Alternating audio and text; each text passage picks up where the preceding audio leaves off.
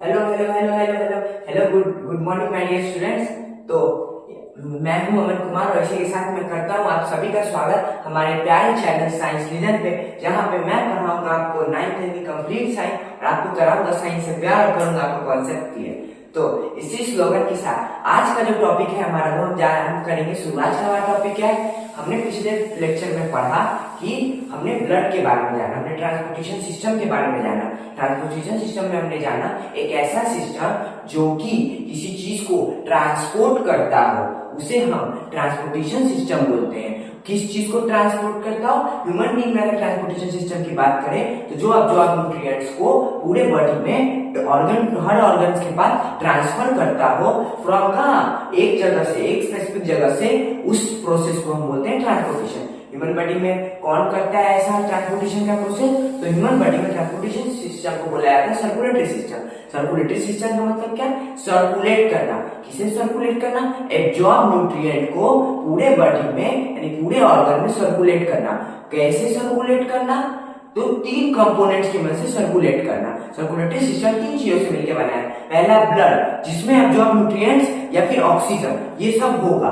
दूसरा blood vessels, वो चीज जिसके थ्रू ब्लड इन सब न्यूट्रिएंट्स को लेके ऑर्गन के पास जाएगा। तीसरा चीज, अगर ब्लड क्योंकि एक लिक्विड टाइप स्ट्रक्चर है और एक जगह पे होता है तो उस ब्लड को ऑर्गन टू ऑर्गन पहुंचाने के लिए एक फोर्स चाहिए, एक प्रेशर चाहिए कि इसे वहां तक भेजने के लिए एक प्रेशर चाहिए कि एक जगह से दूसरी जगह जाए। वो प्रेशर कौन देगा? वो हार्ट देगा। तो सर्कुलेटरी सिस्टम तीन चीजों से मिलकर बना। पहले ब्लड, जिसमें अब्जॉर्ब न्यूट्रिएंट होगा। दूसरा ब्लड वेसल, जिसके थ्रू ब्लड ऑर्गन्स तक जाएगा। तीसरा हार्ट, जो कि ब्लड को प्रेशर देगा कि वो organ to organ blood vessels के अंदर से होते हुए अब्जॉर्ब न्यूट्रिएंट्स को अपने अंदर लेते हुए ऑर्गन्स के पास जाए कि वो जो ऑर्गन्स है, उनके जो सेल्स है, वो सेलुलर रेस्पिरेशन करे और एनर्जी बनाए। तो सर्कुलेटरी सिस्टम तीन चीजों से मिलकर बना था। हमने पहला ब्लड पढ़ लिया था कि ब्लड एक कनेक्टिव टिश्यू है, जो कि क्या है, जो कि जिसके दो, जो कि क्या है, ब्लड के एक कनेक्टिव टिश्यू है जिसके दो टाइप है। पहला टाइप क्या है? ब्लड प्लाज्मा है। दूसरा ब्लड कार्पोल। दूसरा क्या है? दूसरा ब्लड कार्पोसेल्स के दो टाइप्स है। मतलब दो टाइप है। हाँ, दो टाइप। पहला टाइप क्या है? प्लाज्मा है।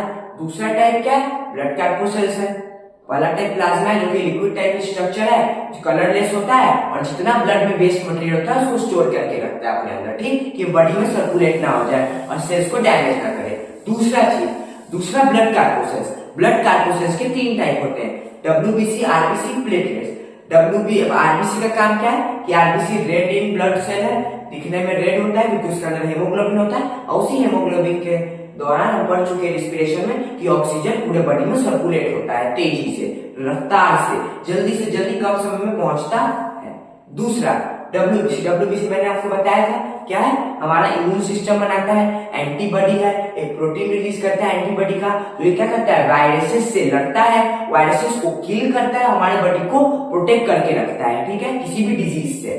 तीसरा प्लेटलेट्स का मैंने आपको बता दिया था। प्लेटलेट्स क्या होते हैं? कलरलेस होते हैं, पहली बात। दूसरा, प्लेटलेट्स का काम होता है ब्लड को क्लॉट करना। अगर कभी मान लीजिए कि आपका जो ब्लड वेसल्स है यानी जो पाइप उसमें लीक आ जाए, अगर लीक आ जाए तो क्या होगा? हमारे बॉडी से पूरा ब्लड बह जाएगा। जैसे हम कोई भी फिजिकल एक्टिविटी करते हैं, हम भी खेलते हैं, हमें चोट लगता है तो हम देखते होंगे कि खून बहता है, लेकिन थोड़ी देर बाद वो खून अपने आप बंद हो जाता है। क्यों? क्योंकि प्लेटलेट उस लीकेज ऑफ ब्लड को क्लॉट कर देता है, जो ब्लड बॉडी से लीक हो रहा था उसे क्लॉट कर देता है, उसे बहने से रोक देता है, ब्लड को थिक कर देता है कि कम से कम ब्लड बॉडी के बाहर जाए। और थोड़ा देर बाद आप देखेंगे तो उसके ऊपर एक कवरिंग आने लगती है जिसे आप लोग खोटी कहते हो, जिससे क्या होता है? जो प्लेटलेट्स होता है वो सेल को रीफ्रेगमेंट कर रहा होता है, यानी सेल को रीजेनरेट कर रहा होता है और ब्लड को रोक के भी रखता है। प्लेटलेट्स के दो काम है, पहला ब्लड को रोकना बहने से, दूसरा जहां पे जो भी चीज डैमेज हुआ है उसे रिपेयर करना, उसे रीग्रोथ करना।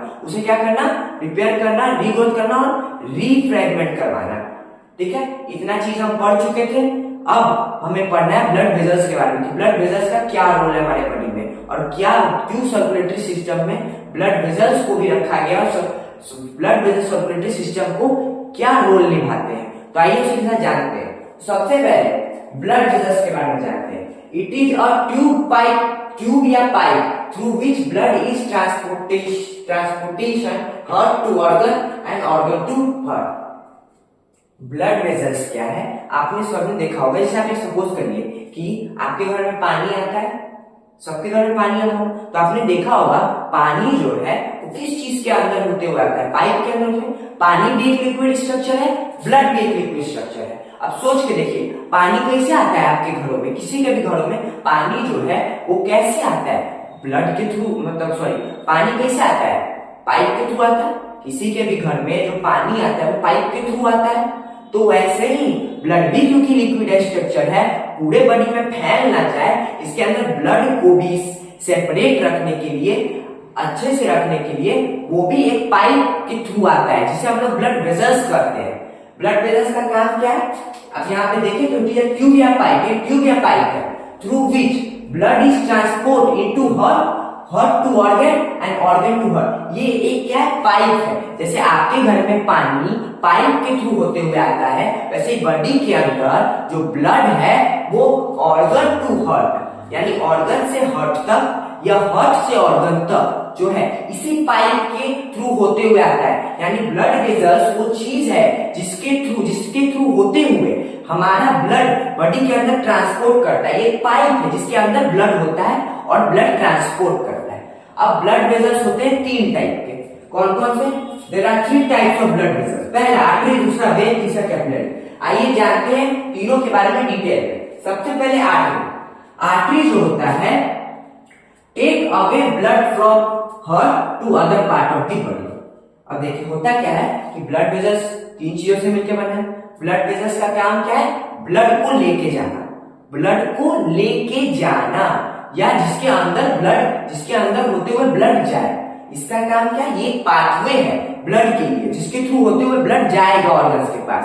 तो ऐसे पाथवे 3 तरह के पाथवे होते हैं। सबसे पहले हमारा आर्टरी। आर्टरी क्या करता है दरअसल कि हार्ट से ब्लड को ऑर्गन तक ले जाता है। आर्टरी क्या करता है? हम सबको पता है हार्ट प्रेशर देता है ब्लड को कि वो हार्ट से ऑर्गन तक जाए। ब्लड को प्रेशर देता है हार्ट, जिस प्रेशर के थ्रू ब्लड जो है वो ऑर्गन्स तक जा पाता है। ठीक है, तो आर्टरी क्या करता है? हार्ट से ब्लड लेके पूरे बॉडी में जाता है। आर्टरी का काम क्या है? हार्ट से ब्लड लेके पूरे आर्टरी का काम क्या है? हार्ट से ब्लड को लेके, यानी हार्ट से ब्लड को लेके पूरे बॉडी में सर्कुलेट करना। हार्ट से ब्लड को लेके पूरे बॉडी में सर्कुलेट करना। आर्टरी क्या करता है? टेक अवे ब्लड को अवे ले जाता है फ्रॉम हार्ट से ब्लड को अवे ले जाता है, दूर ले जाता है। कहां? To the other part of the body. इसका सीधा सिंपल सा काम है कि ये ब्लड को हार्ट से दूर लेके जाता है और पूरे बॉडी पार्ट्स में पहुंचाता है। यानी हार्ट से जो ब्लड निकलता है वो आर्टरी के थ्रू ऑर्गन्स तक जाता है। अब आते हैं वेन। वेन क्या काम है? Take blood towards heart from the other part of the body. अब आइए आर्टरी वेन के यूज क्या है? वेन का सिंपल सा यूज है कि वेन जो होता है वो ऑर्गन से ब्लड को हार्ट तक ले जाता है। हमने शुरू में डिफिनेशन पढ़ी, डिफिनेशन क्या थी ब्लड वेजल्स की? इट इज अ ट्यूब या pipe through which blood is transport into heart to organ. Blood heart to organ जाता है और ऑर्गन टू हार्ट जाता है। इस पूरे प्रोसेस को, या ये पूरा प्रोसेस जिसके थ्रू होता है उसको हम ब्लड वेजल्स कहते हैं। यानी ब्लड वेजल्स का 2 काम है। पहला ब्लड को हार्ट से ऑर्गन ले जाना, दूसरा ऑर्गन से हार्ट ले जाना। तो हार्ट से ऑर्गन तक जो ब्लड वेजल ब्लड को लेके जाता है उसे हम कहते हैं आर्टरी, और ऑर्गन टू हार्ट जो ब्लड को लेके जाता है उस आर्टरी को कहते हैं वेन। आर्टरी का सीधा सा काम है ब्लड को हार्ट से ले जाना, ब्लड को हार्ट से ले जाना और बाकी बॉडी पार्ट्स यानी बाकी बचे हुए ऑर्गन्स तक पहुंचाना। वेन का सिंपल सा काम है सारे ऑर्गन से ब्लड को लेना और उसको हार्ट तक पहुंचाना। अब सर ये हार्ट के पास दोनों पार्ट ब्लड क्यों जा रहे हैं, हम अगले टॉपिक पे पढ़ेंगे। ठीक है, तो आर्टरी का सीधा सा काम है, आर्टरी वो पाइप है जो कि ब्लड को हार्ट से दूर ले जाता है और बाकी बॉडी ऑर्गन्स तक पहुंचाता है। वेन वो पाइप है जो कि वो ब्लड वेसल है जो कि बाकी बॉडी ऑर्गन से ब्लड को दूर ले जाता है हार्ट की तरफ। हार्ट के पास ब्लड कौन लेके आएगा? वेन लेके आएगा। हार्ट से दूर ब्लड को कौन लेके जाएगा? आर्टरी लेके जाएगा। आर्टरी का काम है क्या कि हार्ट से जो भी ब्लड प्रेशर होकर निकले उसे बाकी ऑर्गन तक पहुंचाना, वेन का क्या काम है कि जो भी बॉडी ऑर्गन्स, जो भी बॉडी के और बॉडी के बाकी पार्ट्स हैं, उनके पास जो भी ब्लड है उसको हार्ट तक ले जाता है। ठीक है। अब तीसरा आता है कैपिलरीज। कैपिलरीज क्या होता है? अब देखो, वेन और आर्टरी दोनों ब्लड वेसल्स के दो टाइप है। एक जो है वो ब्लड हार्ट से लेके जाता है, दूसरा ब्लड हार्ट तक लेके जाता है। तो अब इन दोनों को जोड़ने का काम करता है blood capillaries. Capillaries is a connector. Capillaries क्या है? It is a connector. It connect vein to artery. ये वेन और आर्टरी को जोड़ के रखता है। जैसे मान लीजिए आपका वेन है, ये आपका आर्टरी है, इन दोनों को जोड़ के रखा हुआ है कौन? ये बीच वाला पोर्शन। ये बीच वाला पोर्शन आपका कैपिलरीज है। ये आपका आर्टरी है, ये आपका वेन है, और इन दोनों को जोड़ के रखा हुआ है, यानी दोनों का ज्वाइंट है, कनेक्टर है, जो इन दोनों को पकड़ के रखा हुआ है कैपिलरी। कैपिलरी आर्टरी और वेन दोनों को पकड़ के रखता है एक साथ। ठीक है, उसको हम कैपिलरीज कहते हैं। कैपिलरीज कुछ इस तरह दिखता है। जैसे मानिए ये आपका हो गया, ये आपका हो गया आर्टरी, ये आपका हो गया वेन। इन दोनों को जोड़ के रखता है हमारा, इन दोनों को जोड़ के रखता है हमारा कैपिलरी।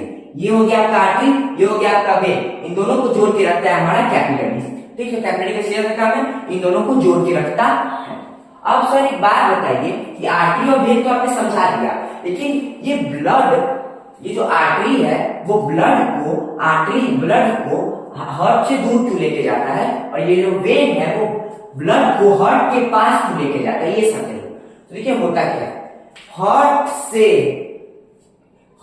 ये लेके क्यों जाता है, ये मैं आपको इस स्लाइड में पूरा स्पष्टीकरण कर दूंगा। तो ये हो गया। अब आइए हमारे नेक्स्ट चीज पे, ये है मेरा जादू। ये पूरी आर्टरी और वेन की कहानी है, हिस्ट्री है, ज्योग्राफी है, सब है।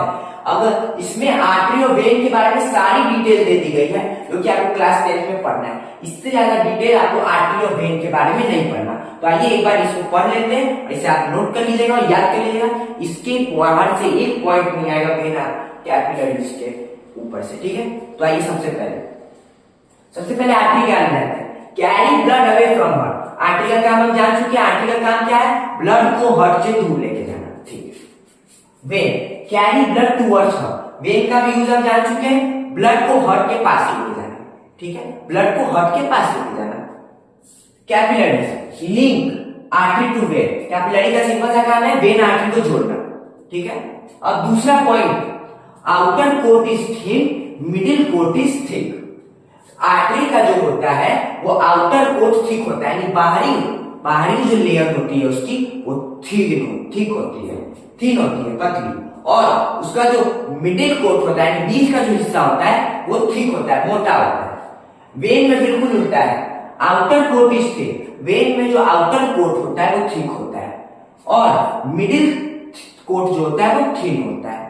ठीक है, मिडिल कोट इसलिए थिन होता है क्योंकि ब्लड का प्रेशर लो होता है। अगर मिडिल कोट भी ठीक हो जाए तो ब्लड क्या हो जाएगा? पास नहीं कर पाएगा वाल में, ब्लड पास नहीं कर पाएगा वेन में। ठीक है। Capillary outer and middle coat are absent. Capillary में ना तो आउटर होता है ना तो इनर कोट होता है, ना तो आउटर कोट होता है ना मिडिल कोट होता है। वे कैपिलरीज में कुछ नहीं होता। कैपिलरीज में ना तो आउटर कोट होता है ना तो मिडिल कोट होता है, दोनों एब्सेंट होते हैं। तीसरा, pressure of blood high. Artery में ब्लड का प्रेशर हाई होता है। आर्टरी में ब्लड का प्रेशर हाई होता है। अब क्वेश्चन पूछ देता है कि आर्टरी में ब्लड का प्रेशर क्यों हाई होता है? तो आर्टरी में ब्लड का प्रेशर इसलिए हाई होता है क्योंकि आर्टरी को ब्लड को हार्ट से लेके जाना है और बाकी ऑर्गन्स तक पहुंचाना है। क्योंकि हमारे बॉडी में बहुत सारे ऑर्गन्स हैं, बहुत सारे मिलियंस ऑफ बहुत सारे ऑर्गन्स हैं, और उन सब ऑर्गन्स के पास ब्लड को हार्ट से, यानी यहाँ सोचो हार्ट यहाँ है, यहाँ से बॉडी के हर ऑर्गन्स तक हमें क्या पहुंचाना है? ब्लड को पहुंचाना है। तो क्या होगा? तो ब्लड को प्रेशर चाहिए। अब हार्ट अगर यहाँ है और हमें बॉडी के हर ऑर्गन तक ब्लड को पहुंचाना है, तो क्या ब्लड का प्रेशर क्या होना चाहिए? बहुत ज्यादा होना चाहिए। अगर ब्लड का प्रेशर कम होगा तो क्या होगा? ब्लड पहुंच पाएगा, ब्लड नहीं पहुंच पाएगा और ऑर्गन तक। और हार्ट का काम ही यही है कि ब्लड को प्रेशर देना कि वो हार्ट से निकल के बाकी ऑर्गन तक पहुंच सके। तो इसीलिए, इसी कारण के लिए जो प्रेशर होता है आर्टरी का बहुत हाई होता है, क्योंकि उसे हार्ट से ब्लड को लेके जाना है और बाकी ऑर्गन तक पहुंचाना है। Pressure of blood is low. When का प्रेशर लो है, सीधी सी बात है। वेन का क्या काम है, बाकी ऑर्गन से ब्लड को हार्ट तक लेके जाना है, यानी इसे बाकी जगहों से एक आदमी के पास पहुंचना है, लेकिन इसे एक आदमी से 1000 आदमी के पास पहुंचना है। तो ज्यादा मुश्किल क्या हुआ, एक आदमी से 1000 आदमी तक पहुंचना, इसलिए इसका प्रेशर ज्यादा है। ज्यादा आसान क्या हुआ, 1000 आदमी को एक आदमी के पास आना, तो इसलिए वेन में प्रेशर कम होता है कि वेन को ब्लड लेके जाना है। तीसरा, प्रेशर इज फॉलिंग, और कैपिलरी का प्रेशर गिरते रहता है, कभी ज्यादा होगा, कभी कम हुआ, कभी कम, कभी ज्यादा, कभी कम होते रहता है। चौथा और इंपॉर्टेंट पॉइंट, ये दोनों इंपॉर्टेंट पॉइंट है, pure oxygenated blood is pass accept pulmonary artery. Artery का जितना भी ब्रांचेस होगा, यानी जितना भी टाइप होगा, सारा ऑक्सीजनेटेड ब्लड कैरी करता है। ऑक्सीजनेटेड का मतलब जिस ब्लड में O2 प्रेजेंट हो उसे हम कहते हैं ऑक्सीजनेटेड, और जिस ब्लड में डीऑक्सीजनेटेड ब्लड प्रेजेंट हो उसे हम लोग कहते हैं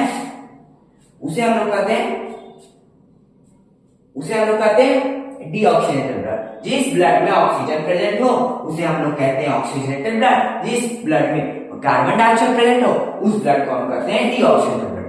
तो आर्टरी का जितना ब्रांच होगा, सारा ब्रांच क्या करेगा, ऑक्सीजनेटेड ब्लड कैरी करेगा एक्सेप्ट पल्मोनरी आर्टरी को छोड़ के। Pure deoxygenated blood pass accept pulmonary vein का भी जितना ब्रांचेस होगा, सारा टाइप डीऑक्सीजनेटेड ब्लड कैरी करेगा, यानी वो ब्लड कैरी करेगा जिसमें ऑक्सीजन ना हो बल्कि CO2 ज्यादा हो, ठीक है।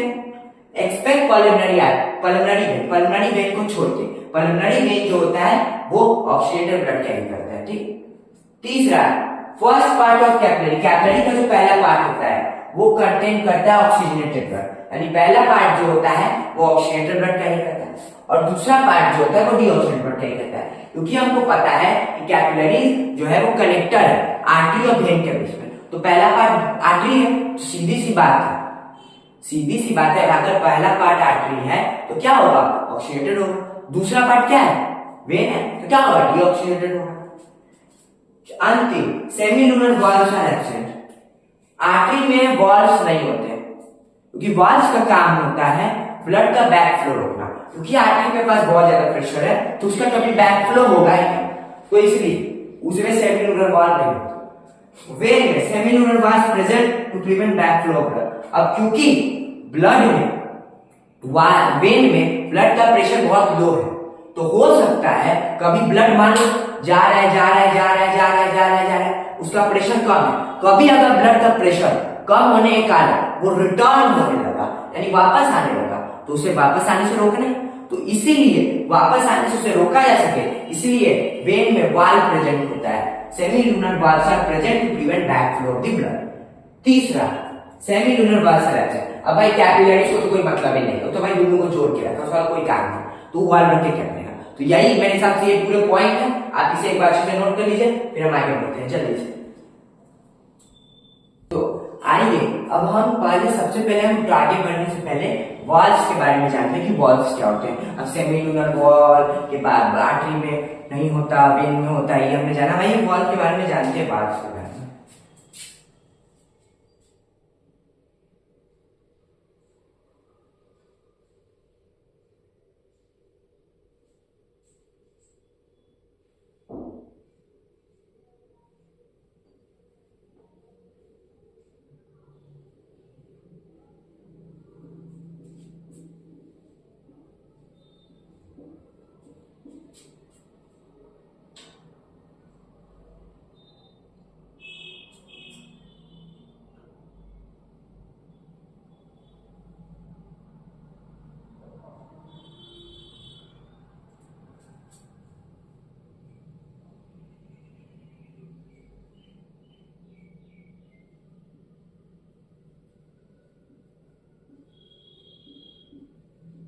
अब होता क्या है, देखिए कि हम सब जानते हैं आर्टरी में जो होता है ब्लड का प्रेशर ज्यादा होता है और वेन में ब्लड का प्रेशर कम होता है, ठीक है। तो अब देखिए, मान लीजिए किसी चीज में अगर बहुत ज्यादा प्रेशर हो तो क्या वो चीज कभी रिटर्न आएगी, आपके घर में जो पानी आता है नल के थ्रू, उसमें बहुत ज्यादा प्रेशर होता है। तो कभी आपने ऐसा देखा है क्या कि आपने नल खोला और पानी थोड़ा देर आ रहा है, उसके बाद पानी अपने आप पीछे जाने लगता है? कभी आपने देखा? नहीं। क्यों? क्योंकि पानी में उस पानी में बहुत ज्यादा प्रेशर है, उस पाइप के थ्रू बहुत ज्यादा प्रेशर डाला जा रहा है, जिसके थ्रू ब्लड, जिसके थ्रू पानी आ रहा है, तो कभी उसका बैक फ्लो नहीं होगा, कभी वापस नहीं जाएगा। लेकिन क्योंकि उसी तरह आर्टरी में प्रेशर बहुत ज्यादा होता है ब्लड का, ठीक, तो क्योंकि उसे हार्ट से लेके जाना है बाकी ऑर्गन तक, तो उसका कभी बैक फ्लो नहीं होगा, वो सीधे जाएगा, तो इसीलिए उसमें वाल्व नहीं होगा। लेकिन वेन में ब्लड का प्रेशर बहुत लो होता है, क्योंकि उसे बाकी बड़ी पार्ट से लेके, ऑर्गन से लेके हार्ट के पास जाना है, तो उसका प्रेशर बहुत कम होता है। तो उसी प्रेशर कम होने के कारण कभी कभी क्या होता है, ब्लड का बैक फ्लो हो जाता है। मान लीजिए ब्लड जा रहा है, एक सर्टेन हाइट पे पहुंचने के बाद ब्लड का प्रेशर बहुत कम हो गया, तो वो क्या होगा, वापस रिटर्न होने लगेगा, नीचे गिरने लगेगा। और उस समय क्या होगा, अगर वाल्व प्रेजेंट ना हो तो सारा जो ब्लड होगा वो वापस नीचे आ जाएगा, और एक सर्टेन हाइट के ऊपर ब्लड कभी जा ही नहीं पाएगा वेन के अंदर। तो इसीलिए ब्लड को बैक फ्लो को रोकने के लिए वेन्स में वाल्व प्रेजेंट होती है। अब ये वाल्व होती क्या, करती क्या, जानते हैं। जैसे मान लीजिए दो पिक्चर आपके सामने, ए और बी। पहले पिक्चर में आपको दिख रहा है कि जो ब्लड है वो ऊपर जा रहा है, ठीक है, वाल्व खुली हुई है, वाल्व को कोई मतलब नहीं है। जब तक ब्लड चुपचाप ऊपर जा रहा है वेन में, तब तक वाल्व को कोई मतलब नहीं है। वो बोल रहा है बहुत अच्छी बात है, ठीक है। लेकिन दूसरे पिक्चर में क्या हुआ कि ब्लड ऊपर गया, लेकिन एक सर्टेन हाइट के बाद वो नीचे गिरने लगा, यानी उसका बैक फ्लो होने लगा, यानी वो वापस आने लगा। तो उस समय क्या होगा, ये जो वाल्व थी ये अपने आप को बंद कर लेगी, अपने आप को बंद कर लेगी, ताकि जो ब्लड है वो नीचे ना आ सके, उसका बैक फ्लो ना हो सके। वो ऊपर गया है तो वो ऊपर ही जाए, उसके बैक फ्लो से प्रिवेंट कर सके, उसे वापस नीचे आने से रोक सके। इसलिए क्या हुआ, वाल्व ने खुद को बंद कर दिया कि अब जो ब्लड है ऊपर का ऊपरे रहे। तो due to prevent from back flow of the blood, valve is present in vein. Blood के ब्लैक फ्लो को रोकने के लिए वाल्व प्रेजेंट होते हैं वेन में। अब ये बैक फ्लो क्यों आएगा, क्योंकि वेन में ब्लड का प्रेशर लो होता है। इसके साथ हमारा वाल्व भी खत्म हुआ। आपको उम्मीद है मैंने वाल्व आपको समझा दिया होगा।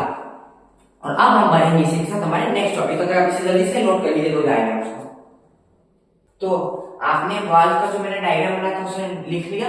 अब थोड़े वाल्व के बारे में 2 चीज जान लीजिए, क्योंकि मान लीजिए आपको आए एग्जाम में कि वाल्व के बारे में बताइए, वाल्व के नीचे वाल्व का डायग्राम बनेगी। तो डायग्राम मैंने आपको बता दिया कि वाल्व का डायग्राम कैसा होता है। वाल्व के बारे में जान लीजिए। वाल्व क्या होता है, blood is under low pressure in veins.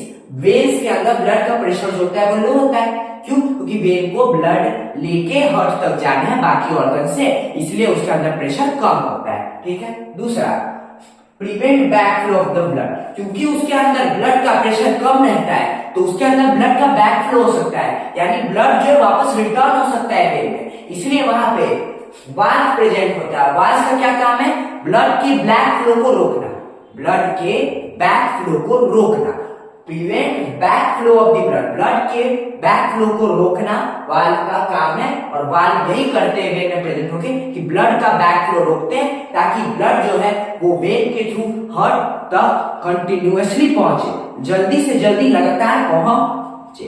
हमारा वाल्व का काम खत्म हो गया। अब आइए, अब तीसरे सर्कुलेटरी सिस्टम के पार्ट के बारे में जानते हैं, हार्ट, जो कि बहुत इंपॉर्टेंट है। और इसी हार्ट के समझाने से मैं आपको न्यूट्रिशन और ट्रांसपोर्टेशन दोनों जो लाइफ प्रोसेस है उनका क्या मोटिव था सब क्लियर कर दूंगा, बस हार्ट के पढ़ते हैं। हार्ट सबसे इंपॉर्टेंट सर्कुलेटरी पार्ट है, क्योंकि यही ब्लड को प्रेशर देता है, जिसके थ्रू ब्लड ऑर्गन्स तक जल्दी से जल्दी पहुंच पाता है। अगर ये ना हो तो ब्लड के पास प्रेशर नहीं होगा, ब्लड ऑर्गन्स तक कम समय में नहीं पहुंच पाएंगे, या फिर डिफरेंट बड़ी पार्ट्स तक ब्लड नहीं पहुंच पाएंगे। तो हार्ट समझाने से पहले मैं आपको कुछ बताना चाहता हूं। सबसे पहले इधर आइए, इधर देखिए, फोकस इधर, फोकस फोकस फोकस इधर। मान लीजिए मैंने आपको रिस्पिरेशन पढ़ाया था, मैंने आपको रिस्पिरेशन में क्या बताया था कि एल्वोलाई के चारों तरफ ब्लड कैपिलरीज होता है। उन ब्लड कैपिलरीज के थ्रू क्या होता है, एक्सचेंज ऑफ ऑक्सीजन होता है। एल्वोलाई ऑक्सीजन देता है लंग्स में से और CO2 को लेता है, और लंग्स CO2 को बाहर कर देता है बॉडी से। मैंने आपको बताया था, मैंने आपको ये भी बताया था कि उस CO ऑक्सीजन लेने के बाद ऑक्सीजन सेल में जाएगा, हेमोग्लोबिन ब्लड के थ्रू ले जाएगा उसे, फिर वहां सेलुलर रिस्पिरेशन होगा। ये भी मैंने आपको बताया। अब जानिए ये सब होता कैसे। जैसे मान लीजिए आपका एल्वियोलाई है, डायग्राम में मत जाना, बस मानिए ये आपका एल्वियोलाई है। ये तो थोड़ा गलत हो गया। जैसे मानिए ये आपका बलून लाइक स्ट्रक्चर वाला एल्वियोलाई है, ठीक है। Balloon like structure alveoli, blood आ रहा है, मानिए ब्लड आया, ठीक है। एल्वियोलाई के पास ब्लड को लेके कौन आएगा? Pulmonary artery. ब्लड को लेके कौन आएगा? Pulmonary artery. ब्लड को लेके कौन आएगा? हमारा पल्मोनरी आर्टरी लेके आएगा। भाई बोलो ना भाई, ब्लड को कौन लेके आएगा? पल्मोनरी आर्टरी लेके आएगा। पल्मोनरी आर्टरी ब्लड को लेके आएगा, ब्लड इस पाइप के थ्रू आएगा, ठीक है, ठीक है। आर्टरी लेके आया, आर्टरी लेके आया डीऑक्सीजनेटेड ब्लड। यहां पे क्या मौजूद है? यहां पे हमारा मौजूद है हमारा प्यारा, हम सभी का अपना, यहां पे हम सभी का अपना मौजूद है, जिसे हम लोग कहते हैं क्या? जिसे हम लोग कहते हैं क्या? हम सबका अपना मौजूद है, जिसे हम लोग कहते हैं वेन, पल्मोनरी वेन।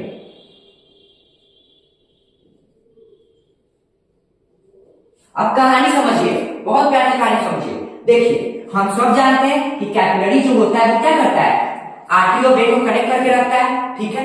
अब देखिए ब्लड जो है वो डीऑक्सीजनेटेड ब्लड लेके आया, यानी ब्लड में अभी CO2 का कंसंट्रेशन है, CO2 है, ठीक। CO2 लेके ब्लड आया लंग्स के पास, ठीक है। अब जैसे ही ये लंग्स के पास आया, डीऑक्सीजनेटेड ब्लड जो है वो कहां आएगा? कैपिलरी में। कैपिलरी में क्या आया? Deoxygenated blood. यहां पे क्या है?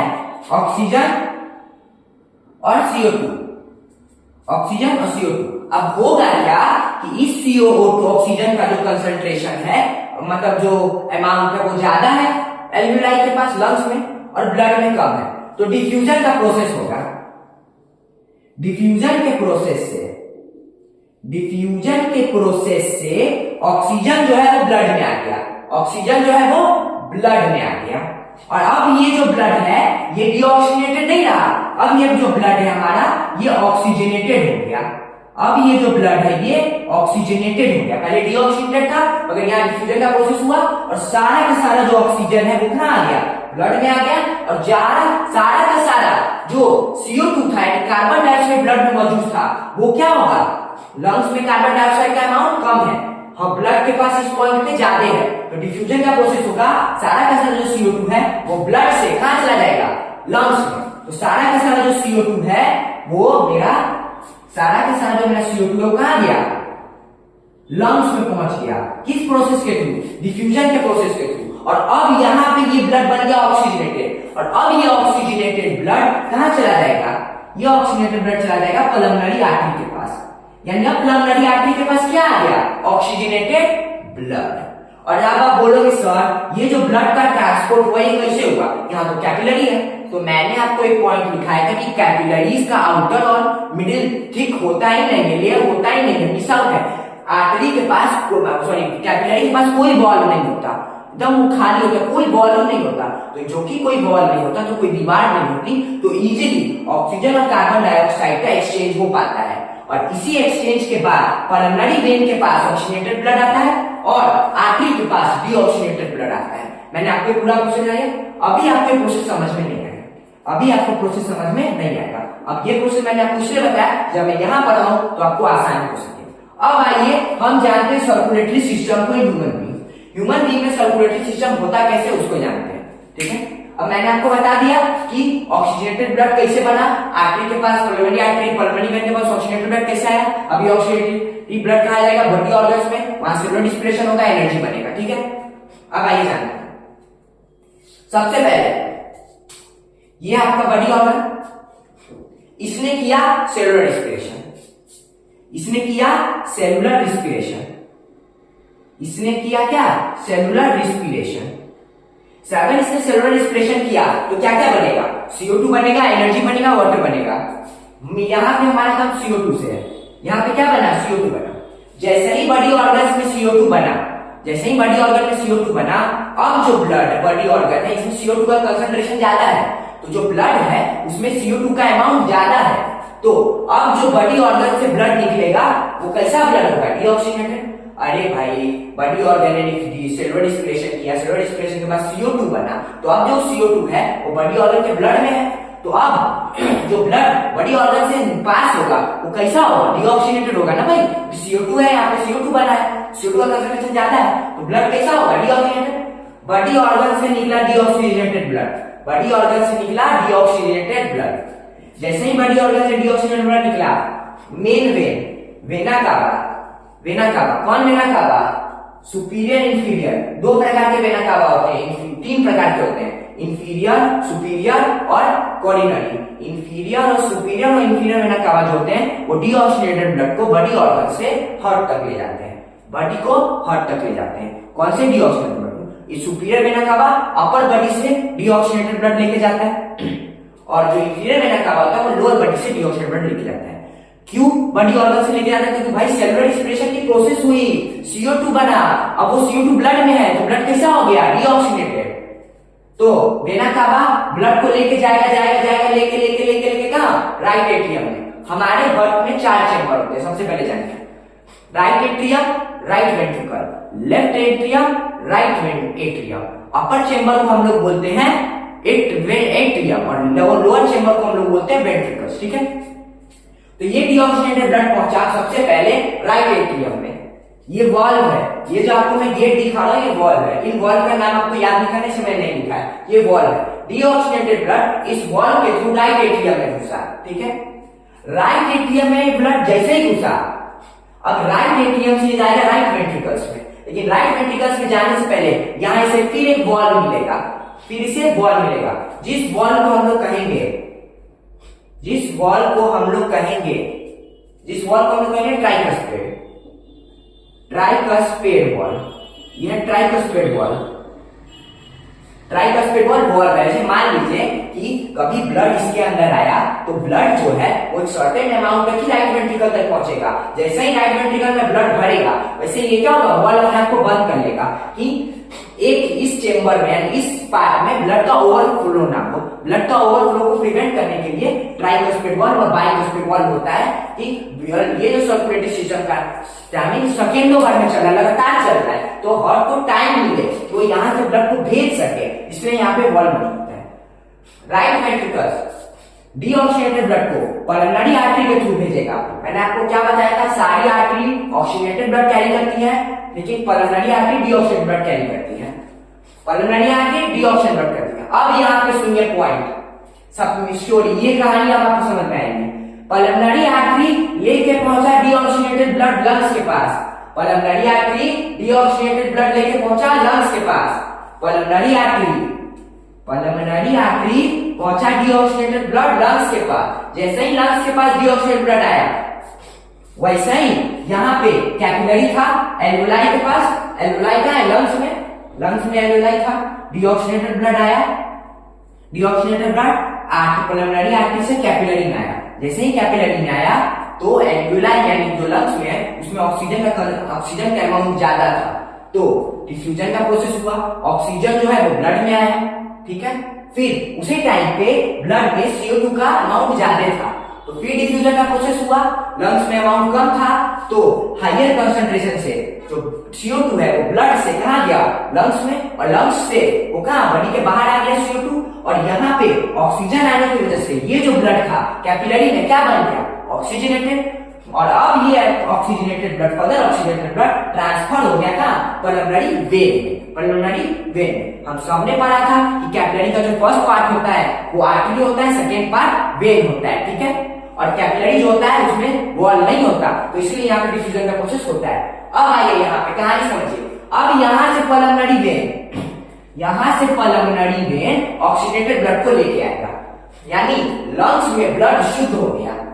पल्मोनरी वेन ऑक्सीजनेटेड ब्लड को लेके आया कहाँ, लेफ्ट एट्रियम में, वॉल ओपन हुआ, लेफ्ट एट्रियम में लेके आया। लेफ्ट एट्रियम में भी एक वॉल होता है जिसे हम लोग कहते हैं बाइकस्पेड वॉल, बाइकस्पेड वॉल, जिसे हम लोग कहते हैं बाइकस्पेड वॉल। बाइकस्पेड वॉल खुला और जो ऑक्सीजनेटेड ब्लड है वो लेफ्ट एट्रियम से लेफ्ट वेंट्रिकल्स में आया, लेफ्ट एट्रियम से लेफ्ट वेंट्रिकल्स में आया, और लेफ्ट वेंट्रिकल से वो सारा का सारा जो ऑक्सीजनेटेड ब्लड है वो मेन आर्टरी के थ्रू, जिसको हम अरोटा कहते हैं, अरोटा ब्रांच ऑफ आर्टरी है, aorta is the branch of artery. बहुत सारे आर्टरी जब एक साथ आते हैं तो उन्हें हम अरोटा बोलते हैं। तो अरोटा क्या करेगा, जो ऑक्सीजनेटेड ब्लड है उसे बॉडी ऑर्गन में पहुंचा देगा, यानी बॉडी ऑर्गन के पास ऑक्सीजनेटेड ब्लड लेके कौन सा आर्टरी आता है, main artery aorta. Aorta oxygenated blood लेके कहां आता है, बॉडी ऑर्गन के पास। तो अरोटा ने ऑक्सीजनेटेड ब्लड लिया और बॉडी ऑर्गन के पास आया। अब यहां खेल समझिए, जैसे ही बॉडी ऑर्गन के पास ऑक्सीजनेटेड ब्लड आया, यहां पे क्या है यहाँ पे बॉडी ऑर्गन के पास मानिए ब्लड आया, उस ब्लड में ऑक्सीजन और ग्लूकोज है, तो ऑक्सीजन वाला ब्लड ऑक्सीजनेटेड है। जैसे ही बॉडी ऑर्गन के पास आया, बॉडी ऑर्गन का सेल जागा, सेल में बॉडी ऑर्गन के सेल में CO2 का कंसंट्रेशन अभी क्या है, ज्यादा, ऑक्सीजन का कंसंट्रेशन कम है, तो यहाँ डिफ्यूजन का प्रोसेस होगा, यहाँ पे डिफ्यूजन का प्रोसेस होगा।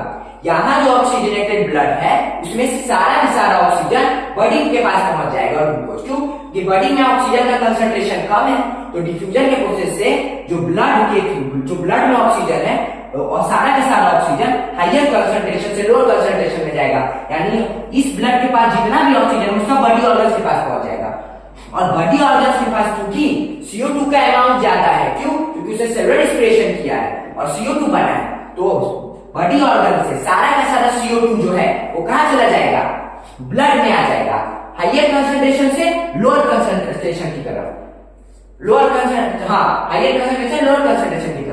और अब ये जो ब्लड है वापस से क्या बन गया, डीऑक्सीजनेटेड, और यही डीऑक्सीजनेटेड ब्लड यहां से निकला, यही डीऑक्सीजनेटेड ब्लड यहां से निकला और इसे मेन वेना कावा कैरी करके ले जाती है राइट एट्रियम तक, और यही प्रोसेस पूरा चलते रहता है हमारे हार्ट में, यही प्रोसेस पूरे हार्ट में चलते रहता है, सेकेंड में, हर सेकेंड ये प्रोसेस हो रहा है, हर मिली सेकेंड ये प्रोसेस हो रहा है, हमारा हार्ट हर सेकेंड प्रेशर दे रहा है ब्लड को कि ब्लड तुम मेरे से ऑर्गन तक जाओ, ऑर्गन से ब्लड मेरे तक आओ, ये प्रेशर देता है। हार्ट का काम क्या है, ब्लड को पंप करना, हार्ट ब्लड को पंप करता है, उसे प्रेशर देता है कि वो क्या हो, डिफरेंट ऑर्गन्स तक जल्दी पहुंचे, कम समय पहुंचे, और तो और जो सारा ब्लड है और जो सारा डीऑक्सीडेटेड ब्लड है उसको भी हार्ट अपने अंदर लेता है और उसे प्रेशर देता है कि वो भी लंग्स के पास जल्दी से जल्दी पहुंचे, और लंग्स ताकि उसको जल्दी से डीऑक्सीडेटेड से ऑक्सीडेटेड कर सके, और फिर ऑक्सीडेटेड ब्लड